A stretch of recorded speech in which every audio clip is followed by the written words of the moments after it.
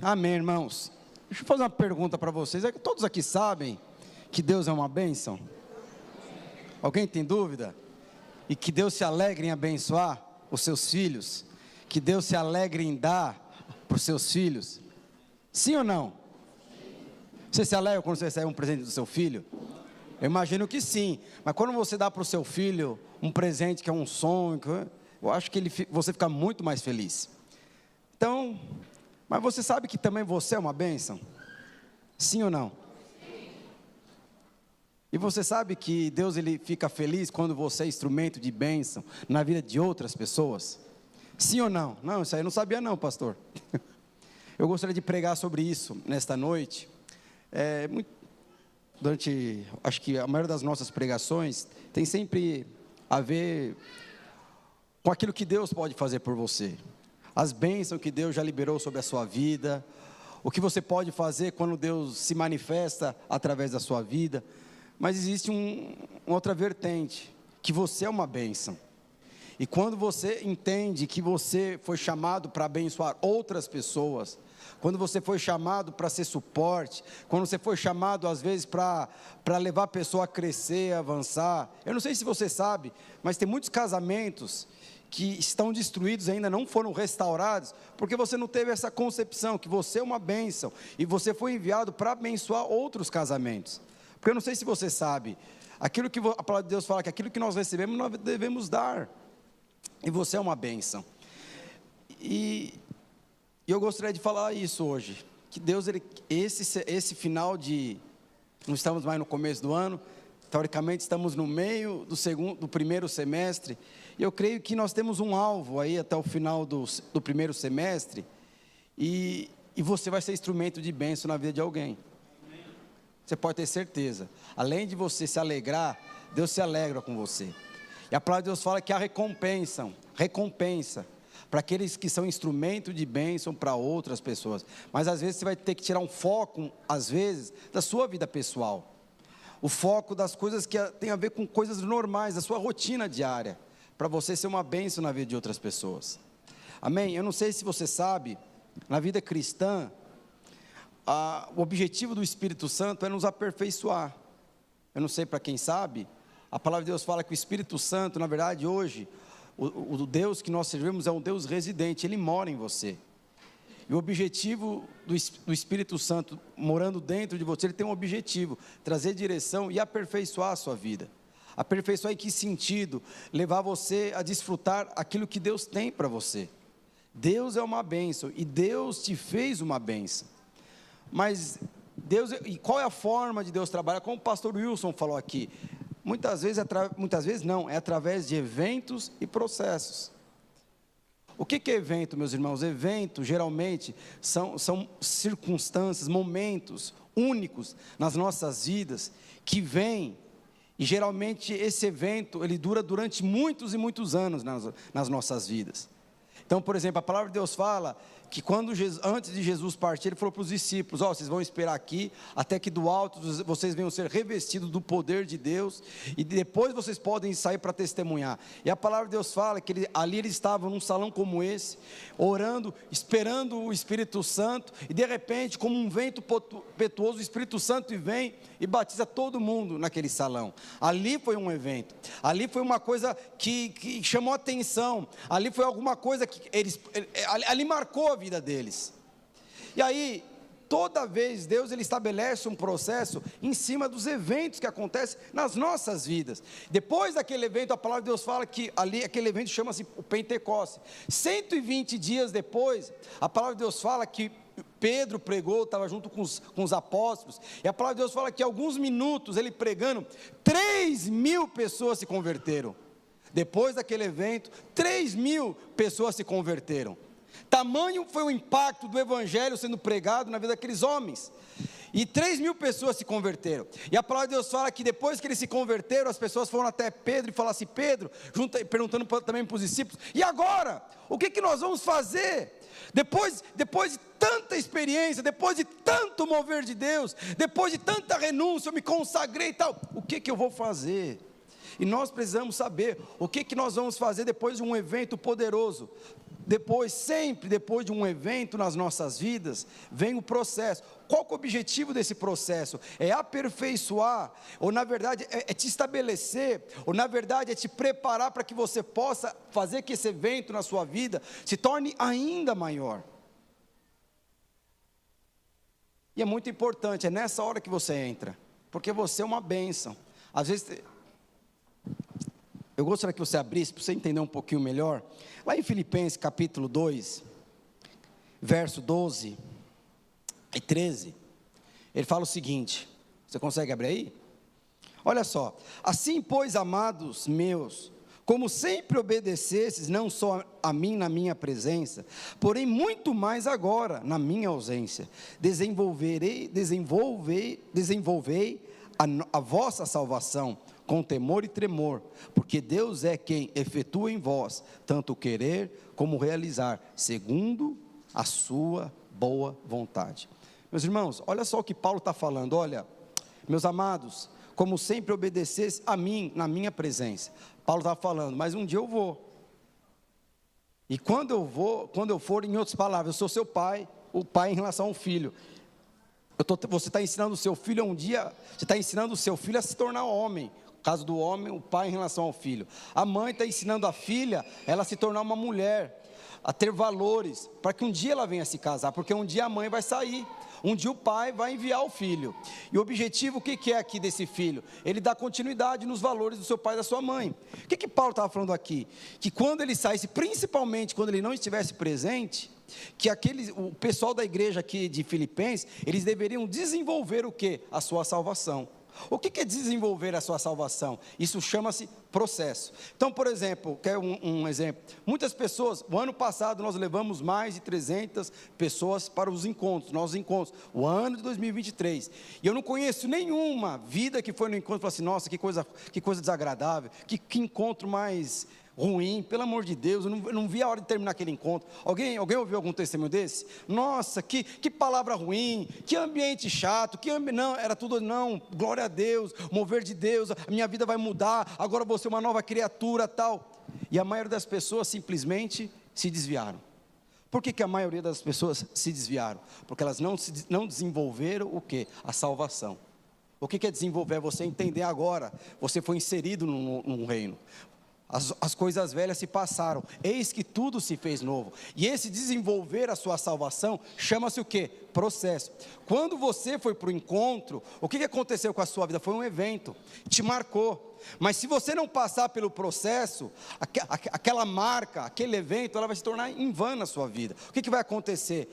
Você se converteu, mas um dia vai desviar, porque a sua salvação não teve um desenvolvimento completo. Quer ver um outro exemplo? Quando você casa, é um evento muito grande para a sua vida. Sim, quando você casa, o dia da cerimônia do casamento é um evento, olha, sobrenatural. Mas se você não desenvolver o seu casamento, e se você não passar por um processo no seu casamento, o seu casamento ele vai começar com uma grande expectativa, e vai terminar com uma grande frustração. Por quê? Porque não passou pelo processo. Mas o dia da cerimônia foi um grande evento. Você quer ver um outro evento na sua vida? Quando seu filho nasceu, quando a sua filha nasceu, para quem tem filhos. Eu lembro, eu nunca peguei criança no colo na minha vida, até que a minha filha nasceu, a Isabela. Eu lembro que quando as pessoas vinham entregar o bebê, não, olha aqui, pega o bebezinho, não quero pegar não, e eu quebro o bebê, não pegava. E eu lembro que quando a minha filha Isabela nasceu, foi aqui no Hospital São Luís, e tem aquele vidro lá, que as pessoas ficam do outro lado, que os parentes, os amigos, tal, ficam lá, olhando lá, esperando o vidro se abrir, e ver o bebê nascer. E aí o que aconteceu? A Isabela nasceu. Para mim foi uma experiência, olha, marcante, muito marcante.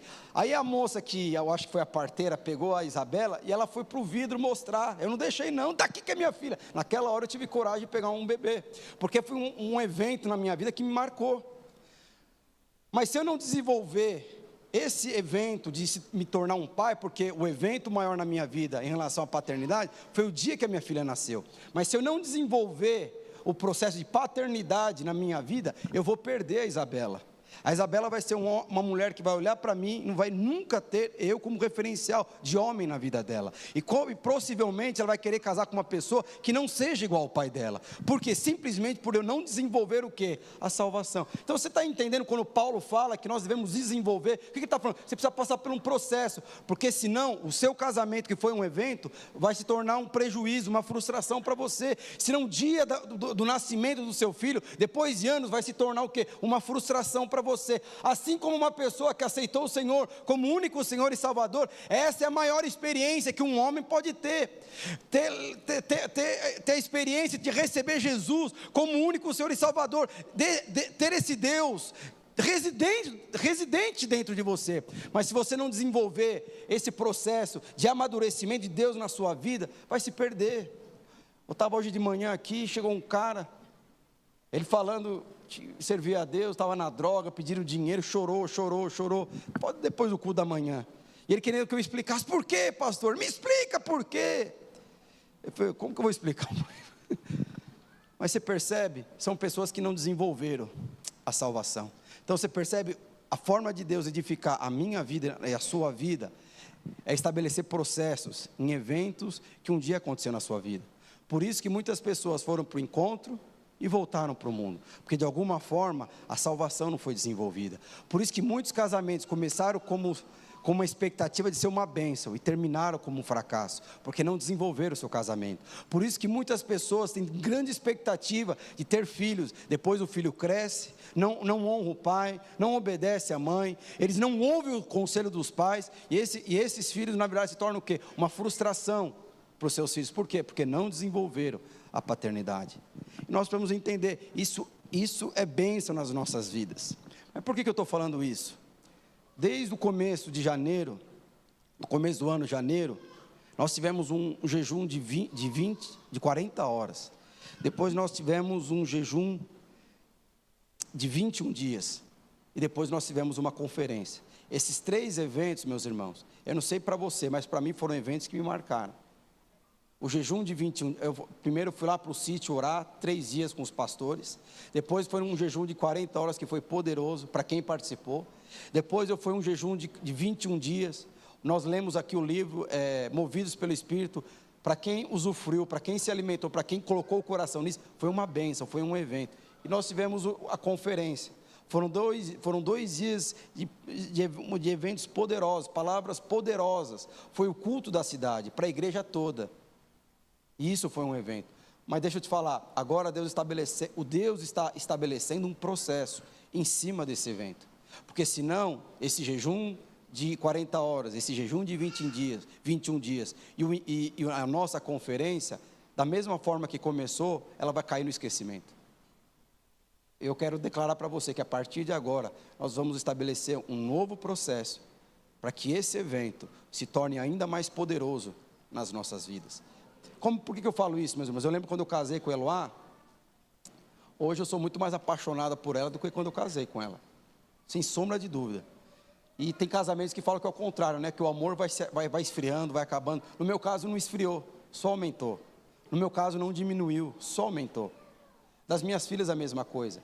Por que eu falo isso? Porque esse eventos que acontecem nas nossas vidas, quando você estabelece processos, esses eventos, eles se tornam maior, são eventos que se tornam maior na sua vida. E eu quero declarar sobre você, nós estamos entrando num tempo de processos, 3 meses, onde você vai ser uma bênção na vida de outras pessoas. Mas nós precisamos entender o ambiente que nós estamos inseridos. Eu gostaria que você abrisse a sua Bíblia, em Efésios capítulo 1, verso 6.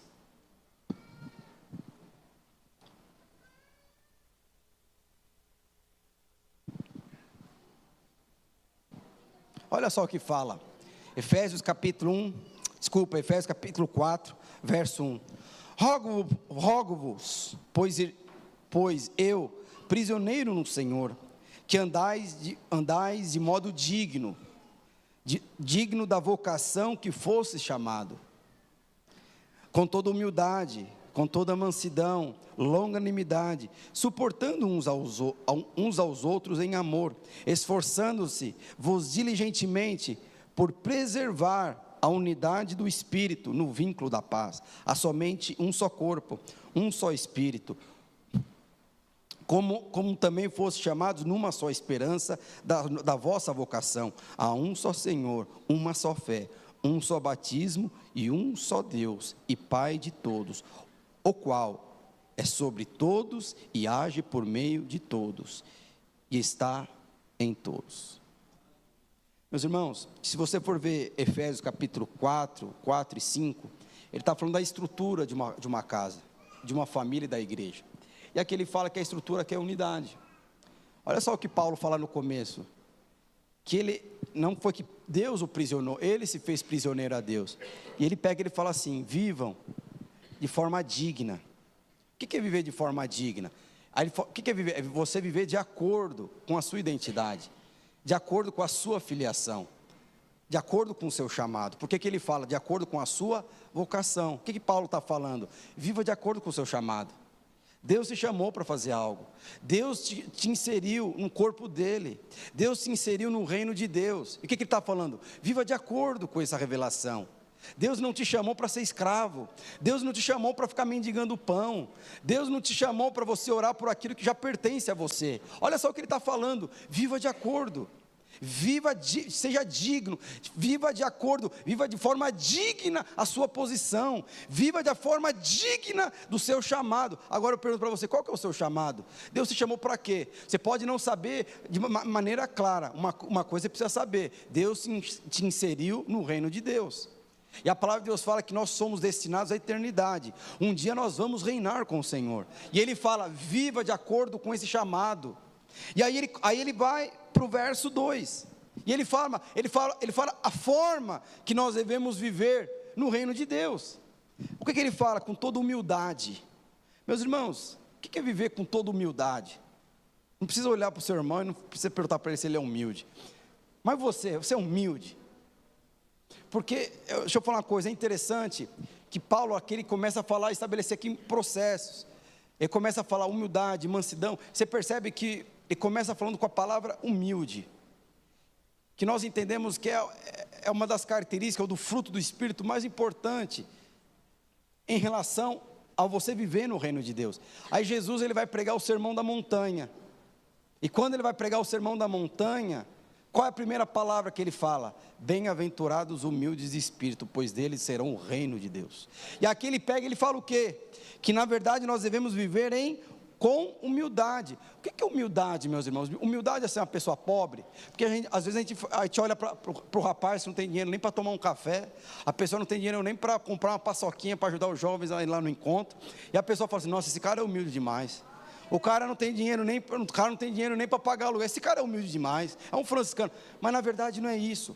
Agora, quando você entende o contexto da palavra de Deus, naquela época, uma pessoa humildade naquela época era sinônimo de fraqueza. Os romanos, quando eles viam pessoas humildes, era sinal de fraqueza. Então naquela época você não podia ser humilde. E aí o que Jesus ele fala lá em Filipenses, se eu não me engano 4, 12, eu não lembro o versículo. Ele fala que ele, sendo Deus, ele se esvaziou de toda a sua prerrogativa para viver na forma de humana, e se humilhou para viver conforme o homem vive. Eu não sei se eu coloquei aqui o versículo, Efésios 2, coloquei Filipenses capítulo 2, verso 8, a si mesmo se humilhou, tornando-se obediente até a morte de cruz. O que é humildade aqui então? Humildade é você reconhecer que você precisa de ajuda dos seus irmãos. Humildade é você reconhecer que eu estou aqui para servir os irmãos. O que a palavra de Deus fala? Que para que o Jesus servisse, ele teve que se esvaziar do seu orgulho, da sua soberba, para que ele pudesse ser servo na vida de outras pessoas. Aí depois ele fala que nós devemos ser humildes, mas também nós devemos ser mansos. O que é manso, meus irmãos? Manso de espírito, é aquela pessoa que ela controla o seu temperamento, é aquela pessoa que não faz o que ele deseja, mas ele faz o que precisa. Ele não fala o que ele quer, ele fala o que ele precisa. Às vezes, eu lembro quando eu fui num curso lá de Muitos anos, curso de casais com a Eloá, aí tem aquelas coisas lá, fala qual o sentimento que você deseja em relação ao seu marido, fala de uma situação. Aí ela foi falar de uma situação, ela falou assim, teve uma situação que eu queria pegar o meu marido e pegar ele pelo pescoço. Falou lá pessoalmente para mim. Mas ela não fez isso, nunca falou isso para mim. O que é isso? Isso é manso de espírito. Às vezes você quer falar umas boas verdades para a pessoa, a sua verdade. Mas como você é manso, você sabe, eu não vou falar, porque eu sei que se eu falar, eu vou estragar o ambiente. Eu sei que se eu falar, eu posso estragar o futuro dessa pessoa. Eu sei que se eu falar, eu posso estragar e colocar um buraco naquela pessoa. Esses dias eu estava conversando eu estava desenvolvendo a minha paternidade com a minha filha. Aí a minha filha, eu estava fazendo a lição com ela, e tinha uma lição de matemática, estava assim, a pergunta, quantos dígitos tem esse número? 2040, era o número 2040. Tinha que colocar quantos dígitos tinha o número 2040. Aí eu falei assim, Isabela, o que é dígito? O dígito, ele é representado por um número. Então, o 2 é um dígito, o 0 é um dígito, o 4 é um dígito, o 0 é outro. Então, 2040 é um número, mas cada número aqui corresponde a um dígito, está me entendendo? Tá, não sei o quê. Então, quantos dígitos tem aqui? Ela falou, 36. Eu falei assim, olha, se você responder isso, na próxima vai tirar 0. E ela começou a chorar, mas chorar das lágrimas caírem. Eu falei assim, por que você está chorando? Porque você falou que eu vou tirar 0. Eu falei assim, não falei que você vai tirar 0. Eu chamei ela para explicar. Mas você consegue perceber, o que é isso? Eu desenvolver a minha paternidade com ela. Por que eu estou falando isso? O que é manso? Meus irmãos, eu não dei risada na hora, eu simplesmente pedi perdão. Você me perdoa, porque você não é burra e você não vai tirar 0. Mas você precisa entender a forma de falar com as pessoas que aqui você. Por isso, primeiro, você precisa ser humilde. Então, eu preciso entender que a menina que eu estou ensinando é 30 e poucos anos mais nova do que eu. E ela não entende, e ela não tem a mesma maturidade que a minha.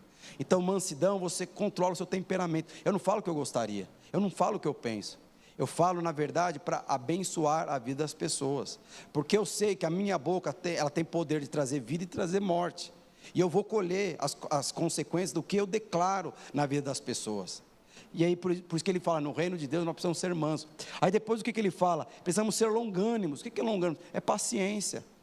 Então, por exemplo, naquela hora eu tive que ter paciência com a minha filha. Vem aqui, sentei com ela, não precisa chorar, você não vai tirar 0, tal, expliquei e tal. Ela foi diminuindo o número. 36, ela foi falando. 30, 28, para de chutar. Leia que vamos dizer. Ela falou 4, então agora está certo. Mas você precisa ter paciência. Por que você precisa ter paciência? Porque no reino de Deus tem pessoas mais velhas, tem pessoas que estão passando por um momento de dificuldade, tem pessoas que estão passando por um momento de crise, tem pessoas que acabaram de se converter, que se você não for instrumento de Deus na vida dessas pessoas, elas vão desviar. Se você não tiver encargo por essas pessoas que estão inseridas lá na sua célula, o casamento delas vão acabar. Porque na verdade elas não têm maturidade ainda de passar pelo processo. Eles passaram pelo evento, tiveram uma conversão genuína, mas precisa porque passar pelo processo. E aí é que você entra, porque você é uma bênção na vida de uma pessoa, e você tem condição de tomar conta pelo menos de um casal, ou de uma vida. Aí depois o que ele fala? Suportando uns aos outros em amor. Meus irmãos, o que é suportar uns aos outros? Você suporta essa pessoa que está do seu lado? Não precisa olhar não precisa olhar nem falar. Mas às vezes suportar aquela coisa ali, meu Deus do céu, tem que fazer comida para o lanche, céu. Não é isso. Eu tenho que ir para a cela, porque eu tenho que preparar a palavra, porque o líder de treinamento preparou, eu tenho que trazer a comunhão, porque o outro não trouxe. Irmão, deixa eu te falar, suportar não é isso. A própria palavra fala, é você ser suporte na vida de alguém. O que é você ser suporte? É você entender, por exemplo, eu sou suporte na vida das minhas filhas. Eu tenho paciência, eu tenho mansidão, eu tenho humildade, muitas coisas eu aprendo com ela. Eu aprendo a ser paciente, às vezes, com os meus discípulos, com as minhas filhas hoje. Mas o que acontece? Eu sou suporte. Eu sou ombro na vida das minhas filhas. Eu sou suporte na vida dos meus discípulos. Eu não sei se meus discípulos vão ter ministérios maiores do que o meu, ou os menores. Eu não sei, não importa isso. Mas o que importa é que eu sou suporte para eles. E é interessante que ele fala, suportando uns aos outros em amor.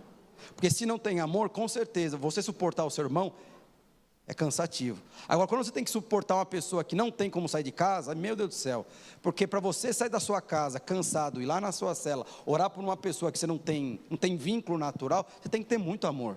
Por isso que Paulo estava falando, suportando-vos uns aos outros em amor. Quando você tira o amor, aquele suporte vira o quê? Cansaço, frustração, decepção, você não aguenta. Por isso que precisa ter o quê? Suportar-vos uns aos outros em amor. Sabe quantas pessoas que foram no último encontro? Quem está sendo suporte para elas? O que é suporte? É consolidar, é falar da palavra de Deus, é tirar aquelas minhocas que o mundo muitas vezes colocou na cabeça e na mente delas. É você ser uma bênção, é você ir na casa da pessoa e trazer ela para o culto. É você simplesmente fazer um almoço, um jantar, é você ser suporte. É quando a pessoa fala assim, eu vou desistir, eu sou um fracasso. Você fala, você não é um fracasso. Eu declaro que cada palavra de maldição que você lança sobre a sua própria vida, eu declaro anulado. É você sendo suporte. A pessoa, eu caí de novo. Você pode cair quantas vezes for necessário, mas você vai levantar sempre, que eu estou aqui para te suportar. Então você percebe que suportar aqui não é aquela coisa cansada, exausta, mas tudo tem a ver com o quê? Com amor e com encargo. E aí depois ele fala uma coisa, meus irmãos, no verso 4, verso 3, esforçando-vos diligentemente para preservar a unidade do Espírito. Meus irmãos, olha só o que ele está falando, que coisa poderosa, que nós devemos preservar o ambiente que você não gerou, que você tem que preservar o ambiente que você foi inserido. A gente fala muito de identidade, né? Mas na verdade o que sustenta a identidade, o que é? DNA. Alguém aqui conhece, eu já vi o filme de um cara que era rico, multimilionário, aí com uns 30 anos de idade descobre que ele era filho adotado. Caiu o chão dessa pessoa. Essa pessoa perdeu, sabe, não sabe mais. Agora você conhece também filme com o cara que é pobre, miserável, não tem dinheiro para nada, aí de repente descobre que o pai é milionário, multimilionário, também os valores dessa pessoa mudam. E é interessante o que a palavra de Deus fala, ao seu respeito e ao meu respeito, que quando você aceitou o Senhor Jesus, Ele te transportou do império das trevas e te trouxe para o reino do seu Filho amado. Então, nesse reino, existem valores, existem princípios, existe uma forma de viver. E uma forma de viver no reino de Deus, uma forma de viver conectado à igreja, ao corpo de Deus, chama-se unidade. Não foi você que gerou essa unidade, você foi inserido num corpo que vive através da unidade, que vive através da comunhão, que vive através de conexões. Você foi inserido nisso. O que ele fala? Trabalhe para preservar esse ambiente que você foi inserido. Você não criou unidade, você na verdade tem um encargo, ou você precisa ter o trabalho de manter o quê? A unidade. Ele fala, vinculado aonde? Na paz. O que é o vínculo? Aquilo que sela, aquilo que guarda, aquilo que estabelece a unidade. O que é? A paz. Então quem é casado, quem é frente de uma família, eu tenho isso na minha casa. O meu objetivo é gerar um ambiente de unidade na minha casa. Eu não admito que na hora do almoço uma filha vai almoçar, vai comer comida lá na sala, outra vai para o quarto, outra vai para o banheiro. Na hora de tomar café, almoçar ou jantar, se todos estão em casa, todos nós sentamos à mesa. O que eu estou preservando? Um ambiente de unidade. E às vezes, o que acontece? Existe um arranca-rabo com as minhas filhas. Deve ter na casa de vocês também. Não sei se tem arranca-rabo entre os cônjuges, mas só na minha. Vem os arranca-rabo. Quando acontece um arranca-rabo, o que acontece, meus irmãos? Aquele ambiente de unidade, de alguma forma, não é que ele é quebrado, mas é um ambiente que gera um peso na unidade. Aí você não quer mais sentar na mesa com aquela pessoa. O que ele fala? Que é esse vínculo de paz que estabelece a unidade. É o vínculo da paz. Então, por isso que toda vez que você vê lá na célula, na sua casa, circunstância que está pesando o ambiente, que você tem que interferir na hora. Você não pode esperar um mês ou a semana inteira. Por quê? Porque você vai perder algo que na verdade é a força da sua família, é a unidade. Então quando tem os arranca-rabo, o que eu faço com as minhas filhas? Vai pedir perdão para sua irmã. Não, porque... Não, vai pedir perdão. Se não põe. Eu não faço isso. Minha avó ensinava a minha mãe. Quando os meus... Tem certas coisas, eu nem sei se pode fazer hoje, porque não pode fazer nada, não pode disciplinar, não pode educar. Mas a minha época, minha mãe falava que quando ela veio de uma família que tem 10 irmãos, e quando os irmãos brigavam, que eram os meus tios, o que minha avó fazia? Ela não tinha paciência não, brigou, chamava os dois de canto, fica abraçado lá no quintal, e tinha que ficar abraçado, e vocês vão se resolver, quando vocês se resolverem, vocês podem sair do abraço. Mas você vê que era bênção, porque eles forçavam, não, vamos fazer as pazes, senão a gente vai ficar abraçado aqui a tarde toda. A minha mãe falava que ela tinha um irmão que era 1 ano e meio de diferença, e elas ficavam, e ela abraçava o irmão, e o irmão falava, para de olhar para mim, não, mas o que eu vou fazer? Vamos fazer as pazes, e fazer as pazes. Aí o que acontecia? Restaurava o quê? A paz. Depois que você restaurou a paz, o que acontece? Tem conexão, tem comunhão na célula. Você percebe, o que geralmente estraga o ambiente da célula, é quando perde-se a paz, é intriga entre os irmãos, é intriga com algumas pessoas, é quando você coloca alguma coisa, na empresa é a mesma coisa.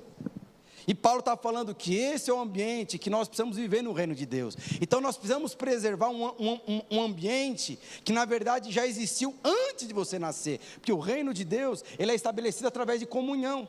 Tem pessoas que não suportam comunhão. Às vezes eu falo discipulado com os líderes, eu faço discipulado de quarta-feira com os líderes, eu falo assim, olha, para chegar 8 horas que eu vou servir um cafezinho, que nem lá no encontro, um cafezinho com uma bolachinha de rosquinha.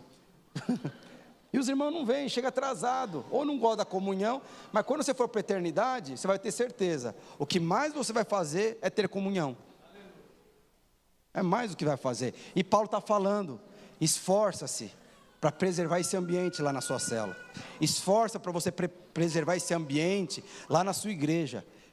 E outra coisa, ele é estabelecido o quê? Pelo vínculo da paz. Você pode ter certeza, quando você perde a paz, meus irmãos, você quer sair do seu emprego, quando você perde a paz, você quer abrir mão do seu empreendimento. Quando você perde a paz no seu casamento, você quer divórcio do seu casamento. Quando você perde, por quê? Porque você não foi feito para viver sem paz. O homem não foi criado para viver sem paz. Mas quando essa paz de alguma forma está desconectada de você, você faz alguma coisa. E muitas vezes são coisas ruins. E aí o que ele fala? Que, verso 4, há somente... E é interessante que ele fala, há somente um corpo. O que ele está falando? Somente uma família. Não existe outra família. Só um espírito. Então, na verdade, o mesmo canal que me fortalece, é o que te fortalece também. Não existe outra casa. Eu tenho um irmão, eu não sei se eu já contei aqui para vocês, um dia ele ficou irritado com a minha mãe, eu vou fugir de casa. Você já viu o rebelde sem causa? Que mora sozinho e quer fugir de casa? Ele está rebelde sem causa, ele mora sozinho e quer fugir de casa.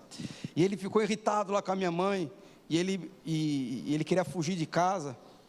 Aí ele pegou uma mão e escreveu, olha, escreveu uma frase lá no mamão. Estou saindo de casa porque eu não aguento mais as pressões que você impõe sobre as nossas vidas, para minha mãe, né? E ele saiu, passou 2 horas, o que você acha que aconteceu? Aí caiu a ficha, mas como que eu vou pagar aluguel, comprar roupa, comer, tal? Ele voltou, aí viu que o mamão estava lá intacto, minha mãe nem percebeu, pegou o mamão, cortou, comeu e vida que segue, tal, não sei o quê. Por quê? Por que eu estou falando isso? Não existe outra casa, meus irmãos, não existe outro corpo. É que quando a paz, de alguma forma, está bagunçada na sua vida, quando você está magoado com alguém, você quer ir para algum lugar que esse sentimento seja removido da sua vida. Mas não existe como você remover esse sentimento. Só existe uma forma de você remover esse sentimento, é liberando perdão, não existe outro. Você percebe que é tudo ambiente do reino de Deus. E aí o que acontece? Ele fala, como também fosse chamados numa só esperança da vossa vocação. Nós temos a mesma esperança, todo mundo aqui está na expectativa que Jesus volte, e vamos reinar um dia com o Senhor Jesus, todo mundo está nessa expectativa, deveria ser a sua e a minha. O que ele fala? Há um só Senhor, uma só fé e um só batismo. E o mais poderoso no verso 6, um só Deus e Pai de todos, o qual é sobre todos, e age por meio de todos, e está em todos. Olha só o que ele está falando aqui, que Deus, Ele está sobre todos, está sobre você. Pastor, mas eu sou visitante, eu cheguei aqui agora, tal, faz pouco tempo que eu estou na igreja. A palavra de Deus fala que se você está inserido nesse meio, não fui eu que coloquei você no reino de Deus, Só o fato de você crer e aceitar o Senhor Jesus como único Senhor e Salvador, Ele te colocou nesse ambiente. Ambiente de unidade, de graça, de paz, de conquistar, de avançar, tudo, Ele te colocou nisso. E é o que Ele fala aqui, que Ele está sobre você, e Ele age através de você. Por que Ele age através de você? Aí fala aqui também, porque Ele está em você. Eu estava ali na quinta-feira, foi fazer a palavra do culto. Eu estou sem minha esposa vai voltar essa semana. É crise ficar sem esposa, muita crise. Todos os aspectos. E aí eu estou lá fazendo a palavra, e a Isabela falou assim: papai, vamos comigo na cela? Eu disse: não, então eu vou. Aí fui na cela com ela. Eu não fui na sala de criança, eu fui na sala de adultos, que é uma sala paralela. E aí, irmãos, como é bênção. E aí tinha uma irmã lá, que eu acho que fazia tempo que não estava vindo para a igreja. Ela ficou mal, não sei se ela ficou, né? Nossa, faz tanto tempo que eu não venho para o culto, e quando vem o pastor está na cela aqui, ficou até com... Mas a mulher começa a ser usada, ministrar na vida de outras pessoas, ela começou a orar lá para outras pessoas. Por quê, meus irmãos? Porque Deus está sobre ela também.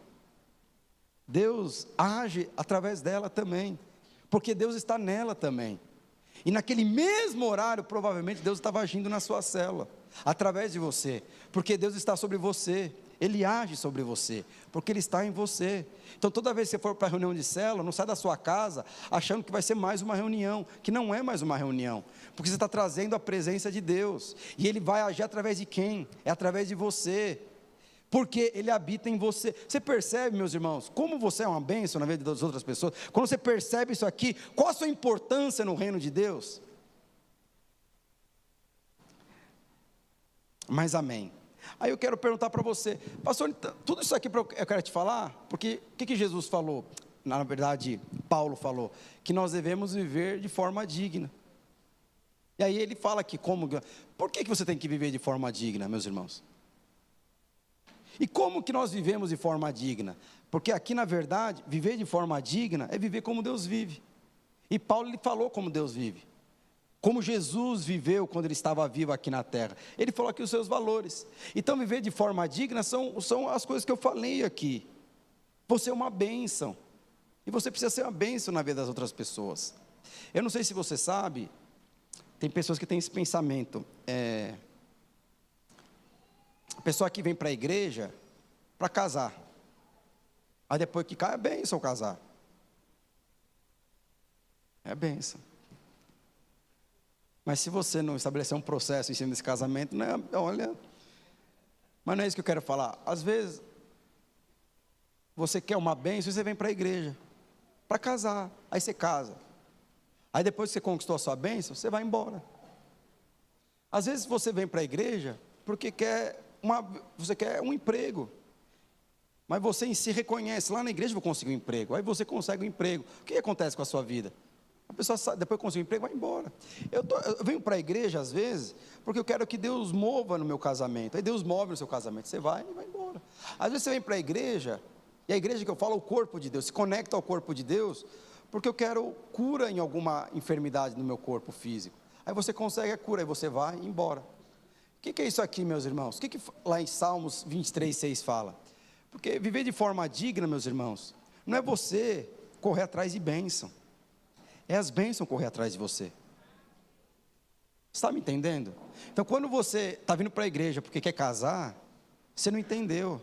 Quando você está vindo para a igreja porque você quer prosperar, você não está entendendo. Você não entendeu ainda.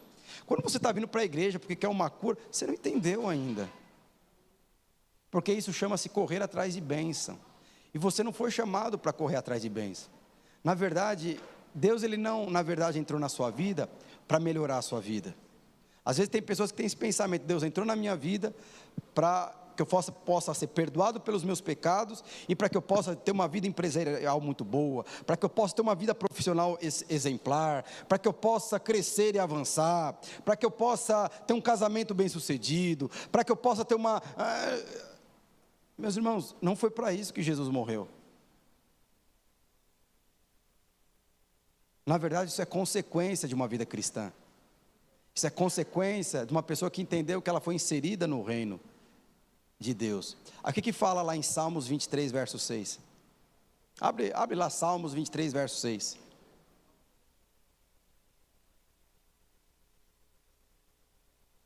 Vai abrir ou eu abro aqui? Eu acho que ele não sabe, tem a Bíblia lá em cima não, mas eu abro aqui. Salmos 23, está no Velho Testamento, é o maior livro da Bíblia. É o verso, um dos capítulos mais lidos da Bíblia. Vamos lá, e nós cantamos isso constantemente aqui. A bondade e a misericórdia certamente me seguirão todos os dias da minha vida, e habitarei na casa do Senhor para sempre. Isso é bênção ou não é, meus irmãos?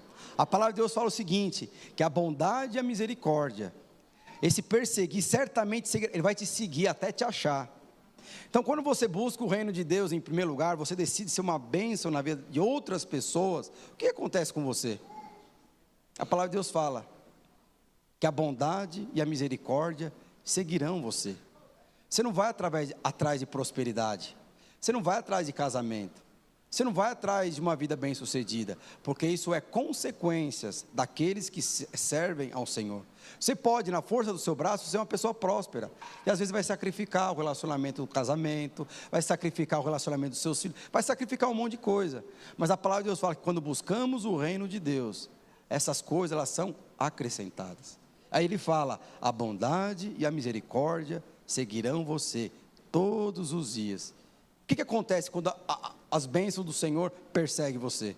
A palavra de Deus fala, você não sai do corpo de Deus, você não deixa de seguir a igreja, você não se desconecta da igreja. Ele fala, e habitarei na casa do Senhor para todo o sempre. Por que as pessoas elas deixam de buscar o Senhor?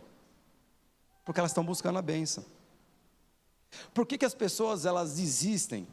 Porque elas estão procurando a bênção. Mas quando elas entenderem que na verdade não é ela que busca, ou é ele, ou eles que buscam a bênção, mas é a bênção que nos busca, eles jamais vão desconectar da igreja. Que uma coisa está inserida à outra, uma coisa está conectada à outra. Para nós encerrarmos, gostaria que você abrisse em João capítulo 15, verso 16. Quantos gostariam de viver de forma digna? O que é viver de forma digna? É quando a bênção corre atrás de você, e não você atrás da bênção. Alguém já viu aquele termo, o cachorro correndo atrás do rabo?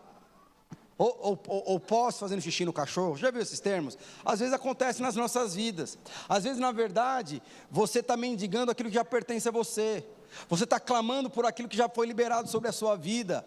Você está estudando por aquilo que você já sabe. Você está pagando por aquilo que você já possui. O que é isso, meus irmãos? É você simplesmente, você seguir algo que você já possui. E a palavra de Deus fala, quando isso acontece, você abre mão das coisas mais importantes da sua vida. E aí, João capítulo 15, verso 16. Eu vou falar isso aqui para quem quer que as bênçãos os sigam, tá bom?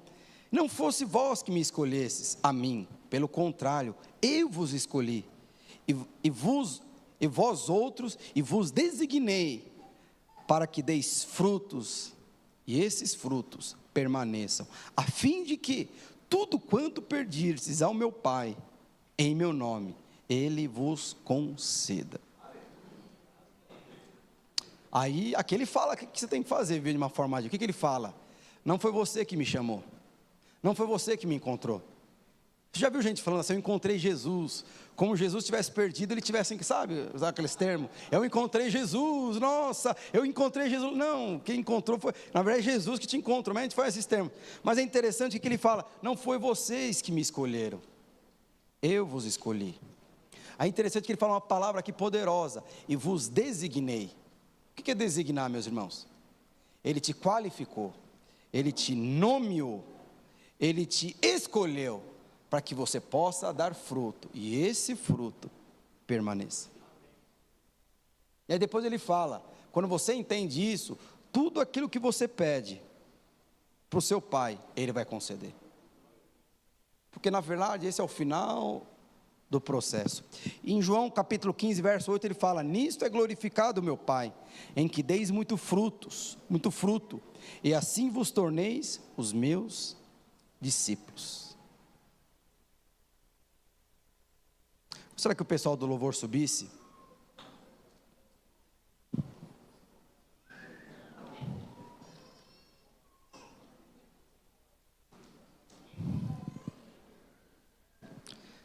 Sabe, a vida frutífera dá frutos. Olha o que Jesus falou aqui. Olha, o meu Pai te escolheu. O meu Pai te qualificou. O meu Pai, Ele te nomeou para que você dê fruto. Você está me entendendo? Você está me entendendo? Olha o que Jesus estava falando. O Senhor, não foi você que escolheu. Olha só, o Senhor Todo-Poderoso, Ele viu que você não tinha habilidade, Ele viu que você não tinha maturidade, Ele viu o seu temperamento, Ele viu a sua incapacidade e Ele te escolheu. Aleluia. E Ele te nomeou, e Ele te qualificou, e Ele te designou para que vocês deem fruto e esse fruto permaneça. A principal evidência, meus irmãos, de que você é uma bênção no reino de Deus é quando você frutifica. O que fala em João 15:2? Que a árvore é conhecida pelo fruto. Então nós precisamos frutificar, meus irmãos. Nós temos o alvo, até o final do ano, de batizarmos 210 vidas. Mas para batizar 210 vidas, meus irmãos, esse é o final de um processo. Mas até lá, muitos eventos vão acontecer. Qual evento vai acontecer? O evento ponte. Outros eventos vão acontecer, encontros. E depois desses eventos pontos, dos nossos encontros, o que vai acontecer? Vai acontecer os nossos processos. Para quê? Para que esses frutos permaneçam. Como que eu consigo, pastor, que esse fruto ele venha e permaneça? Primeiro ele precisa passar um evento. Qual que é o evento? Eles precisam ter suas vidas restauradas, casamento restaurado, serem salvos, serem libertos.